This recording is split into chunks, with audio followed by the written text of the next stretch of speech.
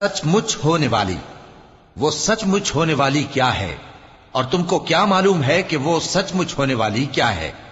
वही खड़खड़ाने वाली जिसको समूद और आद दोनों ने झुटलाया। सो समूद तो जबरदस्त जलजले से हलाक कर दिए गए, रहे आद तो उनको निहायत जोरदार आंधी से तबाह कर दिया गया। अल्लाह ने उसको 7 रात और 8 दिन उन पर चलाए रखा। तो ऐ मुखातब, तू उन लोगों को उसमें इस तरह गिरे हुए देखता जैसे खजूरों के खोखले तने। फिर क्या तू उनमें से किसी को भी बाकी देखता है? और फिरौन और जो लोग उससे पहले थे और वो जो उल्टी हुई बस्तियों वाले थे, सब गुनाह के काम करते थे। सो उन्होंने अपने परवरदिगार के पैगंबर की नाफरमानी की, तो अल्लाह ने भी उनको बड़ा सख्त पकड़ा। जब पानी तुगयानी पर आया तो हमने तुम लोगों को कश्ती में सवार कर लिया ताकि उसको तुम्हारे लिए यादगार बनाएं और याद रखने वाले कान उसे याद रखें।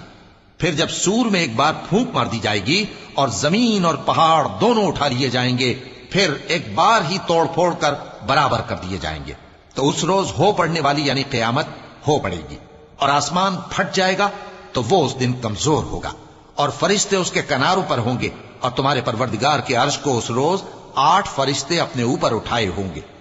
उस रोज तुम लोग सब पेश किए जाओगे इस तरह कि तुम्हारी कोई पोशीदा बात छुपी न रहेगी। अब जिसका आमाल नामा उसके दाहिने हाथ में दिया जाएगा, वो दूसरों से कहेगा कि लीजिए मेरा नामा या अमाल पढ़िए, मुझे यकीन था कि मुझको मेरा हिसाब किताब जरूर मिलेगा।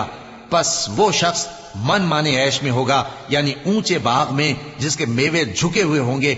उनसे कहा जाएगा कि जो आमाल तुम अय्याम गुज़श्ता में आगे भेज चुके हो, उनके एवज मजे से खाओ और पियो।